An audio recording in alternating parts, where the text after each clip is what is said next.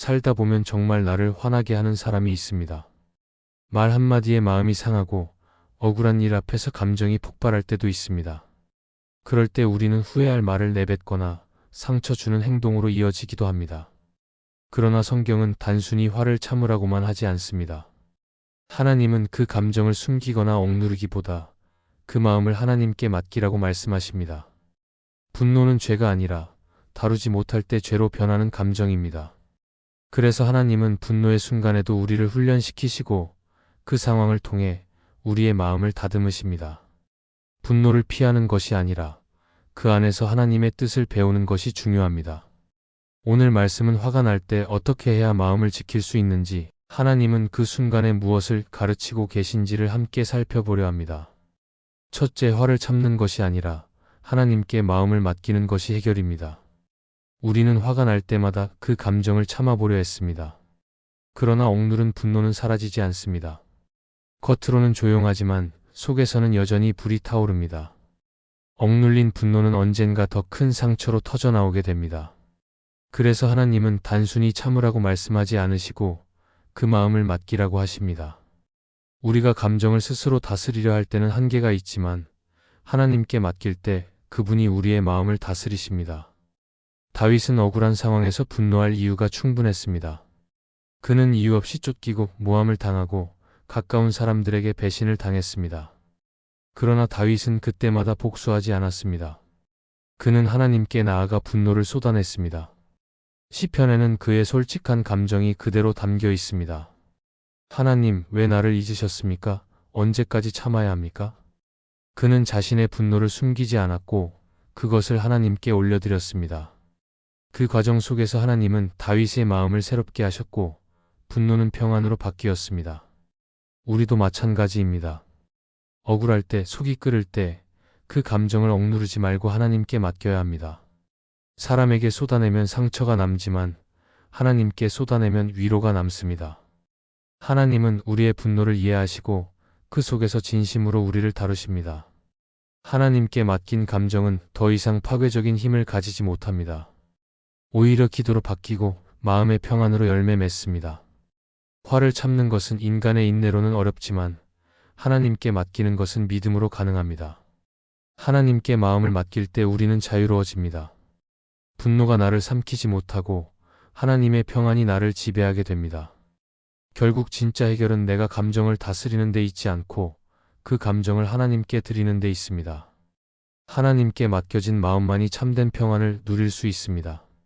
둘째, 분노의 순간 예수님이 나를 참으셨음을 기억해야 합니다. 사람에게 화가 나는 이유는 결국 나의 기준이 깨졌기 때문입니다.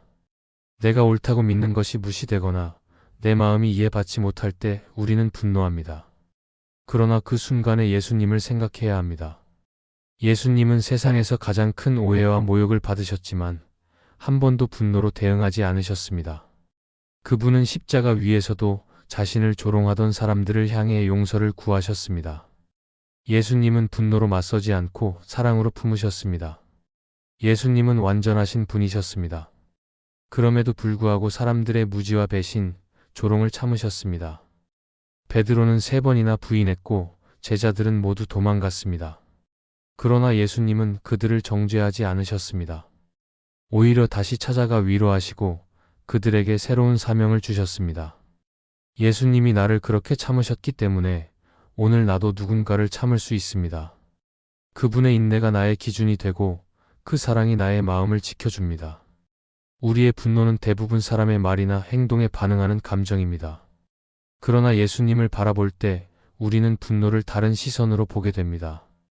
예수님이 나의 연약함을 이해하고 오래 참으셨다는 사실을 기억하면 내 안의 분노가 조금씩 누그러집니다. 하나님께 받은 용서를 기억할 때 우리는 다른 사람에게도 용서할 여유를 갖게 됩니다. 하나님은 분노의 순간을 통해 우리로 하여금 예수님의 마음을 배우게 하십니다. 참는 것이 아니라 사랑으로 반응하는 법을 배우게 하십니다. 화가 나는 그 순간 예수님이 나를 참아주셨다는 사실을 기억하면 마음이 달라집니다. 분노는 사라지고 그 자리에 감사와 평안이 자리합니다.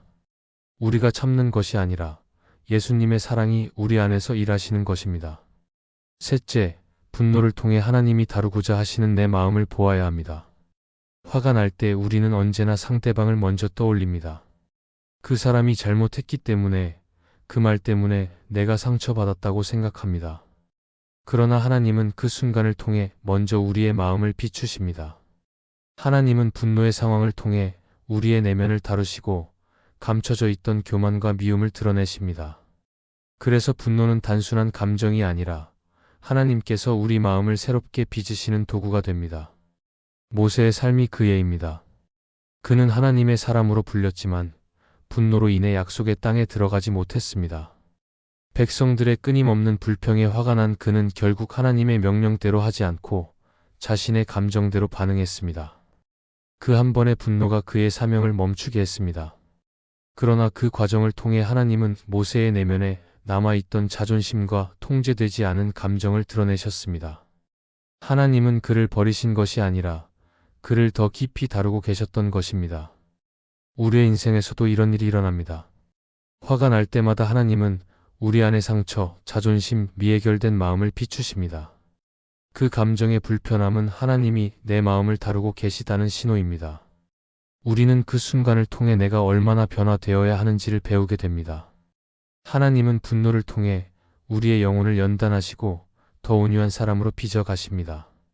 그러므로 화가 날 때마다 상대보다 내 마음을 먼저 바라보아야 합니다. 그 안에 하나님이 만지고 계신 영역이 있습니다. 하나님은 그 감정을 통해 우리를 더 성숙하게 하시고 결국 사랑할 수 있는 사람으로 세우십니다. 결국 분노는 하나님께서 우리를 새롭게 하시는 과정입니다. 감정의 불꽃이 꺼지고 나면 그 안에서 하나님이 하신 일을 보게 됩니다. 하나님은 분노의 순간조차 헛되게 하지 않으시고 그 시간을 통해 우리의 마음을 다듬으시고 더 온유한 믿음의 사람으로 세워 가십니다. 이 말씀이 마음의 은혜가 되셨다면 좋아요와 구독으로 함께 해주시기 바랍니다. 또한 댓글에 아멘이라고 남겨주시면 이 말씀이 더 많은 사람들에게 전해질 것입니다. 여러분의 삶에 하나님의 평안과 축복이 늘 가득하시기를 바랍니다. 감사합니다.